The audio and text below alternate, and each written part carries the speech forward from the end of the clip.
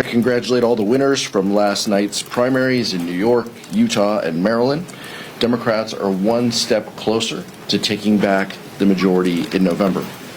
And I can tell you, when we finally have the gavels in our hands, we won't be focused on ballrooms, algae-filled reflecting pools, golden arches, or UFC fights. Instead, unlike Republicans, Democrats will be laser-focused on making America more affordable. Let's take a moment to reflect. Republicans have been in charge for 18 months, and what do they have to show for it?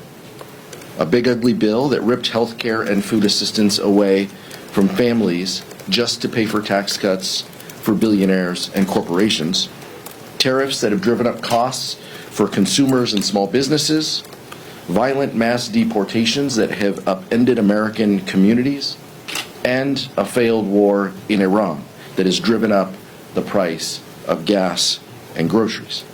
This isn't a successful governing record, it's a record of broken promises. This is a House Republican majority that will be remembered for the incredible damage that they have done to our economy, driven by misplaced priorities and blind loyalty to Donald Trump. The American people sent Republicans to Washington for one clear reason: to lower the high cost of living. But in return, what did they get?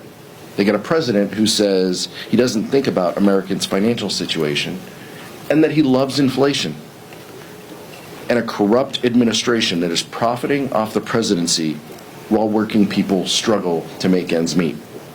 These aren't just bad policies. This is a refusal to put American workers first. And while House Republicans ignore Americans' kitchen table concerns, Democrats are facing them head on and will do everything we can in our power to tackle the cost of living crisis that Republicans have created. It's now my honor to introduce the Vice Chair of the Democratic Caucus, Ted Lieu. Thank you, Chairman Aguilar. Inflation is up. Grocery prices are up. Utility costs are up. Housing prices are up. We have a bipartisan housing bill that both the Congress and Senate passed. There was supposed to be a big signing ceremony today in the Capitol, and then all of a sudden, Donald Trump decides he's not coming to sign the bill. Well, why is that? Did he wake up on the wrong side of the bed? Is he unable to stay awake today? What's causing him to chicken out again? Is it Taco Wednesday? Or is it side effects from a drug? We don't know. This erratic behavior of the president is very concerning.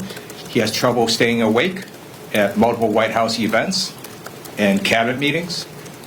He has clearly some weakness in one of his arms. He's got swelling in his hands. And the White House needs to come clean. What we know is there's a report saying that one person in America got this special new drug.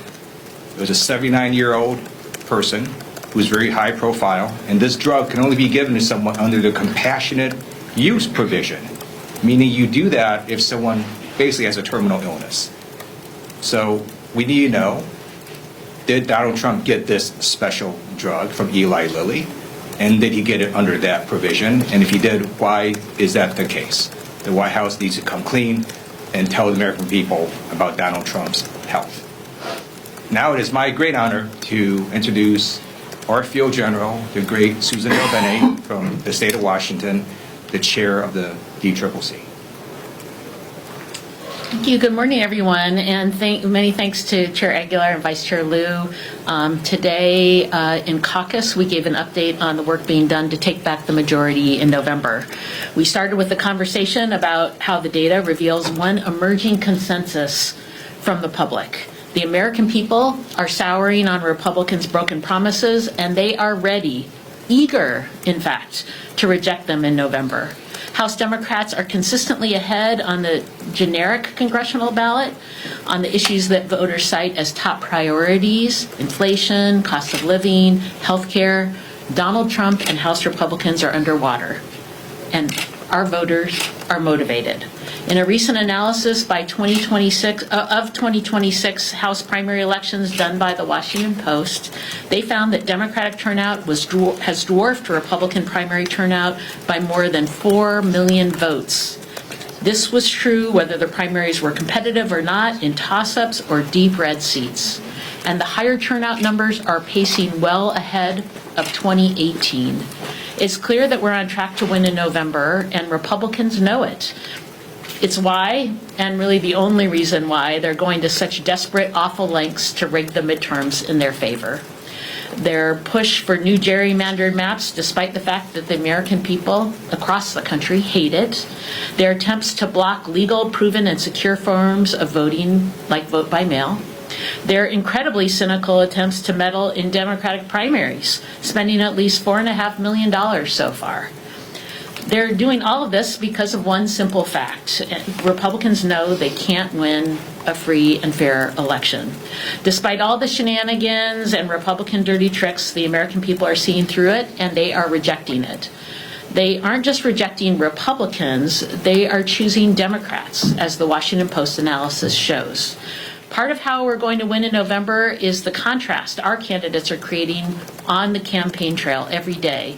And that starts with holding Republicans accountable for the big ugly bill. Next week will be 1 year since that awful bill was signed into law. And in that time, Americans have begun to feel the pain from it. 5 million people have lost their health care already. More than 770,000 children have had food assistance ripped away from them. Rural hospitals have closed or cut critical services. While the wealthiest few saw massive tax breaks on April 15th, hard-working families did not. It's no wonder that the big ugly bill has become one of the least popular pieces of legislation in recent history. Every vulnerable House Republican voted for this monstrosity, and we're going to make sure that every voter knows it when they cast their ballot. From roundtables, rallies, visits to food pantries, and ads, Democrats are taking the message to the people throughout this summer. And unlike House Republicans who have been hiding from their communities all cycle, House Democrats are talking directly to the American people. Democrats are in the strongest position yet to retake the majority this fall, and come next year, we will have the gavels and be in control of the House. Thank you all for joining us today, and I'm going to turn it back to Chairman Aguilar. Questions? Max and Andrew? Thanks. Obviously, we saw Adriano Espaillat lose election last night. Dan Goldman, 2 incumbents, members of the Democratic caucus. Mayor Mamdani and DSA groups head back to the challengers who will be coming to Congress. Can you talk about the dynamic here, what the New York City mayor is doing, attacking members of your own caucus, and what is your message to Mayor Mamdani after the election results last night? But look, the mayor of New York doesn't get a vote in the Democratic caucus. The members who are elected get those votes, and we look forward to working with the members that New York elects to serve in the Democratic caucus. But the path to 218 isn't through those districts that the mayor endorsed it. And the path to 218 and to Democrats getting rid of the chaos and the insanity that we see is through districts like New York 17, where Kate Conley got through her primary and is going to beat Lawler. I mean, that's what this is about. I understand the interest, believe us. You know, we understand the interest about these races, but our focus, our agenda is 218, and nothing that the mayor did helps or hurts us getting to that number. These are members who are going to be in the Democratic caucus. These are members who are going to help us turn back these terrible policies, and that's what we look forward to. But I'll just take a quick minute Dan Goldman and Adriano Espaillat are just 2 incredibly great colleagues and class acts. I've had the pleasure to serve with both of them. Adriano, the first formerly undocumented individual to serve in Congress, the only Dominican American in Congress right now. Dan Goldman led the Trump impeachment in his prior life, a proven fighter. I've campaigned with both of them. Great individuals, and this Congress and this caucus will miss them, and we look forward to welcoming the members of the New York caucus and delegation who will serve with us in the next Congress. Anything else? No, Kate Conley. Kate Conley. Andrew? Yeah, just to follow up on that, some of these men, like Daria-Lisa Villa Chevalier, who beat Adriano Espaillat, she attended an anti-Israel rally on October 8th, 2023. A lot of other people, Claire Valdez, Chris Robb, Adam Holloway, a lot of candidates in that mold winning primaries, probably going to be here next year. Are you going to have a conversation with those members about what it's like to work in the Democratic caucus? Do you anticipate any governance challenges having to work with people that outspoken and that far from where other members are on the ideological spectrum? No, we'll have conversations with every member. As members of Democratic leadership, the three of us up here, as well as every member of the Democratic leadership team, will have conversations with our new members. They'll go through new member orientation. We'll talk with them about how to build their offices. We'll talk with them about the work-life balance of doing these jobs. We'll have all of those conversations with these new members. It will be nothing special. We'll talk with them about their hopes and their aspirations to represent their districts and what committees they want to serve on. All of those conversations are what we do for new members. And this group, this class of new members will be no different in that respect. We'll continue to have conversations and build relationships, with them. I want them to be successful for their constituents. And so I want to know what they need in order to make that happen. Some of them have said things that I disagree with in the past. And the mayor himself has said that some of these candidates have evolved in their views. We take them at face value, and we look forward to building a relationship. This being day zero, day one, and having a positive relationship and working to help them help the state and the city of New York moving forward. Mike? Thank you, Mr. Chair. I want to go back to the housing bill. The press secretary, Caroline Levitt, said last night about the bill that it's, quote, one of the most significant pieces of housing affordability legislation in American history, unquote. The president said on Truth Social when he canceled the signing ceremony that it is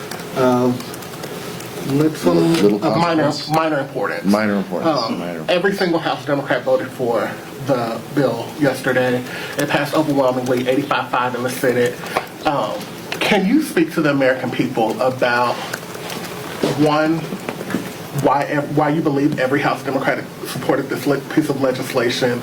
Two, how do you square what the press secretary said last night about it being one of the most significant pieces of legislation, and the president saying it's of minor importance this morning, an hour before he was set to sign it? Yeah. How do you square all of that for the American people who went to sleep last night expecting this bill to be signed into law and now are hearing from you all that the president's not going to sign it? How do you square that for the American people? Look, I mean, these posters and the president's words kind of speak for themselves. He doesn't care about their financial situation. That's the answer. And it's very clear that his press secretary doesn't speak for him. She's making stuff up on the fly and clearly is detached from what he is thinking about policy and legislation. And I don't know if that's because of what the vice chair said, his inability to stay awake in meetings, or if he just changes and doesn't tell anybody his viewpoints. But it's clear he doesn't care about the American public. It's clear he doesn't care about the costs that people are facing. This is a significant piece of housing legislation. Every House Democrat voted for it, as you mentioned. Every Senate Democrat voted for it. The only no votes were from House and Senate Republicans. This is something that will move the needle in an affordability way for housing. It is one small piece, and Democrats have a variety of ideas and policies that will also help. But this was one piece, and it also shows that we're willing to take a win for the American people. We don't want to play politics and punt. We want to take the win for the American people and drive down the costs of housing and make it easier for people to live in this country. Thank you. I have a question for Chairwoman Dilbane. These are my favorite questions. Can you walk me through how D-TRIP has looked to protect incumbents like Goldman and Espaillat? I know that the D-TRIP has become involved in Democratic primaries that are happening in currently Republican districts, but how involved is the DCCC in primaries where incumbents are being challenged in these districts that are in these districts that are safely Democratic?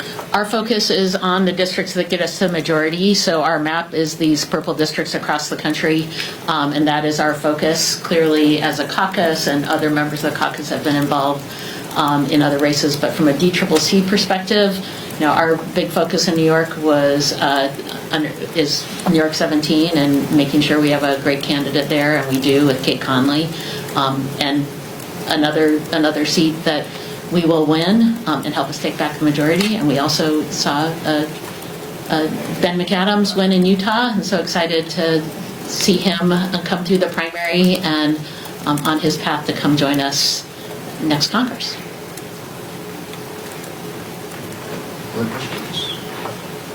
Because we have seen several incumbents lose to Democratic Socialists, does this signal a shift in the party? And are you concerned that this plays into the rhetoric of the president saying that Democrats are too extreme? No, not at all. I think that this represents a shift of what the voters in a couple of these districts around the country view. But we understand that much of that is based on their frustration and anxiety and the economic uncertainty that people face. And voters are going to take it out in different ways.